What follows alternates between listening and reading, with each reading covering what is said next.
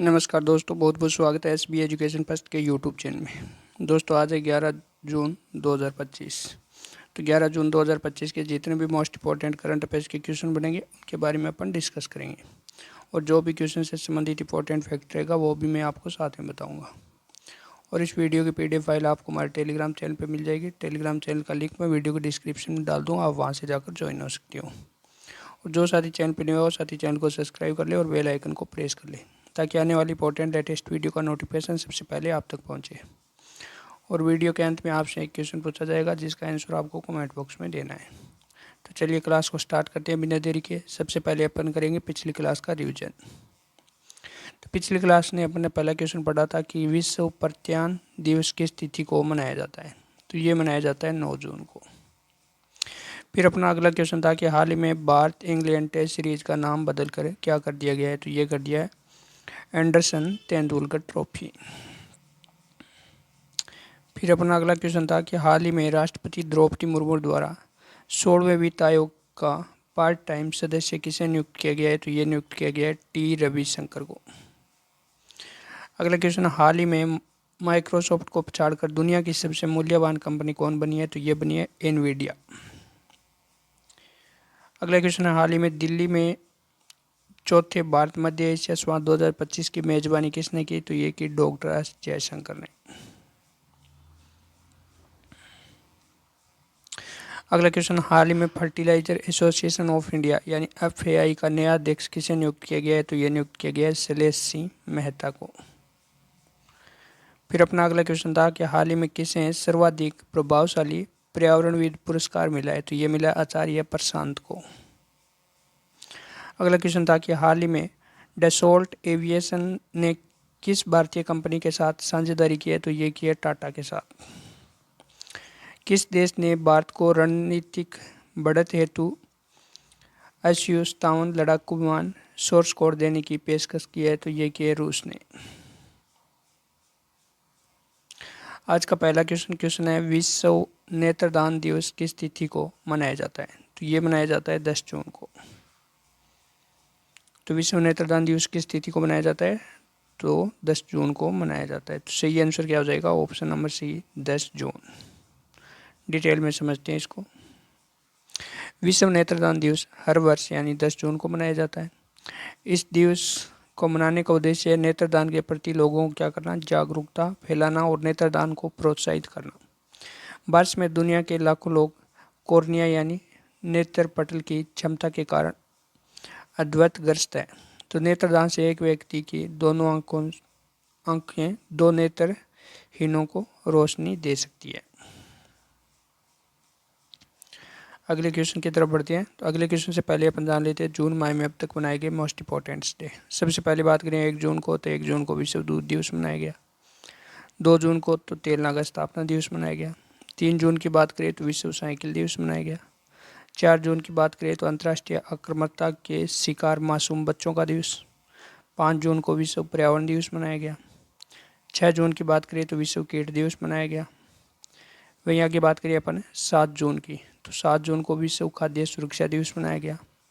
8 जून को विश्व महासागर दिवस मनाया गया। और 9 जून को विश्व प्रत्यान दिवस मनाया गया। यानी अब तक इतने मोस्ट इंपॉर्टेंट डे बनाए गए जून माह में, जो कि एग्जाम की दृष्टि से मोस्ट इंपॉर्टेंट है।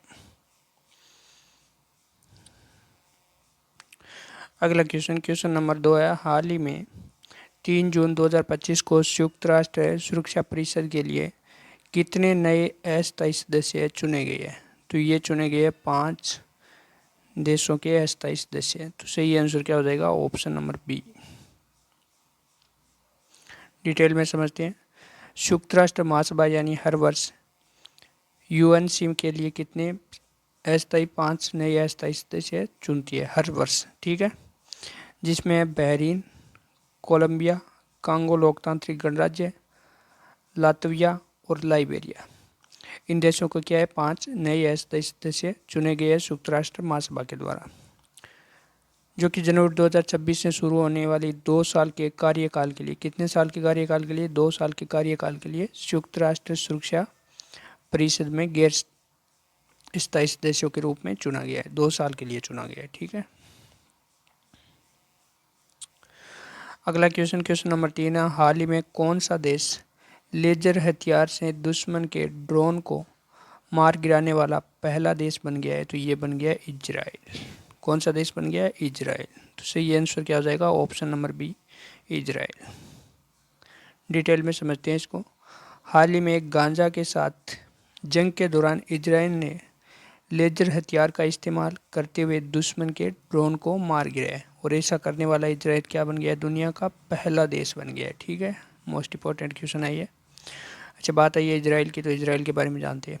इजराइल कौन से महाद्वीप में स्थित है? तो पश्चिम एशिया महाद्वीप में स्थित है। राजधानी की बात करें तो जेरूसलम यहाँ की राजधानी है। मुद्रा की बात करें, इजरायली नई शेकेल। प्रधानमंत्री कौन है? बेंजामिन नेतन्याहू है। राष्ट्रीय खेल की बात करें तो यहाँ का राष्ट्रीय खेल है फुटबॉल। इजराइल का राष्ट्रीय पक्षी हुप्पो है। इजराइल का पुराना नाम था याकूब। इजराइल के पड़ोसी देशों की बात करें, मिस्र, जॉर्डन, लेबनान, सीरिया, गाजा पट्टी और पश्चिम तटीय क्षेत्र। अगला क्वेश्चन नंबर 4 है, हाल ही में विश्व बैंक की रिपोर्ट के अनुसार 2011 से 12 व 2022 से 23 के बीच भारत में गरीबी कितने प्रतिशत घटी है? कितने प्रतिशत घटी है भारत में गरीबी? तो ये घटी है 5.3%। तो सही आंसर क्या हो जाएगा? ऑप्शन नंबर बी, 5.3% भारत की गरीबी दर प्रतिशत में घटी है। विश्व बैंक के अनुसार भारत की अत्यधिक गरीबी दर 2011-12 में 27.1% से घटकर 2022-23 में कितनी रह गई है? 5.3% हो गई है।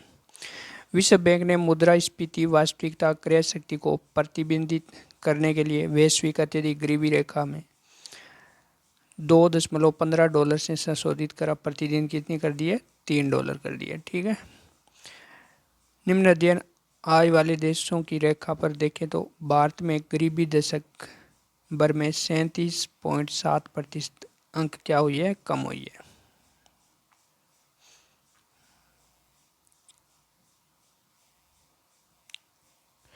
अगला क्वेश्चन नंबर 5 है, हाल ही में भारत का पहला variable speed pump storage plant किस राज्य के टिहरी में शुरू हुआ है? तो ये शुरू हुआ है उत्तराखंड के टिहरी में।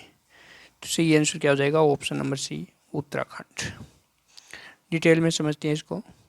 हाल ही में THDC इंडिया लिमिटेड ने उत्तराखंड के टिहरी में देश का पहला variable speed pump storage plant की पहली 250 मेगावाट यूनिट का वाणिज्य संचालन क्या किया है? प्रारंभ किया है। कितने यूनिट? 250 megawatt unit. अच्छा, बात करें क्या है पंप स्टोरेज प्लांट? तो ये पंप स्टोरेज प्लांट एक विशेष प्रकार की क्या होती है? जल विद्युतीय भंडारण प्रणाली होती है। क्या होती है? एक जल विद्युतीय भंडारण प्रणाली होती है पंप स्टोरेज प्लांट। इसका उद्देश्य है ग्रिड स्थिरता को बनाए रखना और नवीनीकरण ऊर्जा स्रोत की अस्थिरता को संतुलित करना होता है। अगला क्वेश्चन नंबर 6, हाल ही में भारतीय तटरक्षक बल ने किस बंदरगाह पर समर्पित जेटी का उद्घाटन किया है? किस बंदरगाह पर किया है जेटी का उद्घाटन? तो ये किया है विजिजम बंदरगाह पर। तो सही आंसर क्या हो जाएगा? ऑप्शन नंबर सी, विजिजम बंदरगाह। डिटेल में समझते हैं इसको। भारत की समुद्री सुरक्षा क्षमता को सशक्त बनाने की दिशा में एक महत्वपूर्ण कदम उठाते हुए भारतीय तटरक्षक बल 7 जून 2025 को केरल के विजिजम बंदरगाह में एक समर्पित जेटी का क्या किया है? उद्घाटन किया है। यह क्षेत्र 0.7 मीटर लंबी अत्याधुनिक सुविधा के पोत की तेज तैनाती सुनिश्चित करने व समुद्री निगरानी व तस्करी विरोधी अभियान और मत्स्य संरक्षण तथा खोज एवं बचाव मिशनों को अधिक प्रभावी बनाने के लिए विकसित की गई है। किसके लिए विकसित की गई है? तो ये की गई है समुद्री निगरानी रखना, तस्करी विरोधी अभियान या मत्स्य संरक्षण या खोज या बचाव के लिए इसका क्या किया गया है? विकसित की गई है। अगला क्वेश्चन नंबर 7 है, हाल ही में वर्ल्ड एक्सपो 2025 में भारत मंडपम ने शीर्ष में कितने मंडपों में स्थान पाया है? तो ये पाया है 5वें नंबर पे रहा है। तो सही आंसर हो जाएगा ऑप्शन नंबर सी 5। हाल ही में जापान के ओसाका में आयोजित वर्ल्ड एक्सपो 2025 में भारत मंडपम दुनिया के शीर्ष 5 मंडपों में शामिल किया गया। यह मंडपम इंदिरा गांधी राष्ट्रीय कला केंद्र की तरफ से संस्कृत मंत्रालय के निर्देश पर तैयार किया गया था। अगला क्वेश्चन नंबर 8 है, हाल ही में किसने भारतीय भाषा अनुभाग का शुभारंभ किया है? किसने किया है? तो ये किया गृह मंत्री अमित शाह ने। तो सही आंसर हो जाएगा ऑप्शन नंबर सी, गृह मंत्री अमित शाह ने भारतीय भाषा अनुभाग का क्या किया है? शुभारंभ किया है। डिटेल में समझते हैं। हाल ही में केंद्रीय गृह मंत्री अमित शाह ने नई दिल्ली में भारतीय भाषा अनुभाग का क्या किया है? उद्घाटन किया है, जिसका उद्देश्य है भारत में प्रशासनिक कामकाज व विदेशी भाषाओं विशेष रूप से अंग्रेजी के प्रभाव को क्या करना है? कम करना है और निर्णय लेने और आधिकारिक संचार व मातृभाषा के उपयोग को बढ़ावा देना है। तो इसमें क्या है, जो विदेशी भाषा है उसको उनका प्रभाव कम करना है और अपनी जो हिंदी भाषा है उनको आधिकारिक संचार यानी मातृभाषा का उपयोग को बढ़ावा देना है। अगला क्वेश्चन नंबर 9 है, हाल ही में जातियों की गणना के साथ साथ जनगणना 2027 कितने चरणों में कराई जाएगी? तो ये कराई जाएगी 2 चरणों में। तो सही आंसर क्या हो जाएगा? ऑप्शन नंबर ए 2 चरणों में। हाल ही में केंद्रीय गृह मंत्रालय ने घोषणा किया कि भारत 16 साल के अभूतपूर्व अंतराल के बाद होने वाली जनगणना 1 मार्च 2027 तक अपनी जनसंख्या की गणना करेगा और यह देश में पहली क्या होगी? डिजिटल जनगणना होगी और स्वतंत्र भारत की पहली ऐसी जनगणना होगी जिसमें जातियों की गणना भी शामिल होगी। जनगणना 28 फरवरी 2027 तक कितने चरणों में? 2 चरणों में की जाएगी। अगला आज का लास्ट क्वेश्चन, हाल ही में अमेरिकी सरकार ने सुरक्षा कारणों से कितने देशों के नागरिकों को अमेरिका में प्रवेश पूर्णतः प्रतिबंध लगा दिया है? तो कितने देशों का पर लगा दिया पूर्णतः प्रतिबंध? तो ये लगा दिए 12 देशों पर। तो सही आंसर हो जाएगा ऑप्शन नंबर ए 12 देश। यानी अमेरिका ने 12 देशों पर तो क्या लगा दिया? पूर्णतः प्रतिबंध लगा दिया और 7 देशों पर क्या लगाया? आंशिक बैन लगाया है। वहीं बात करें